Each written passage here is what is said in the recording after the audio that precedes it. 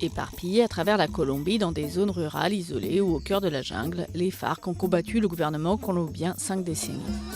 En août 2016, après près de 4 ans de pourparlers de paix, les deux parties ont annoncé un cessez-le-feu historique.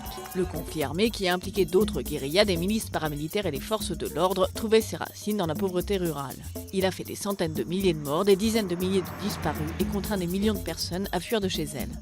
Réparer les infrastructures détruites par le conflit, alimenter un budget défense toujours plus important et lutter contre le commerce illégal de la drogue ont pesé sur l'économie du pays.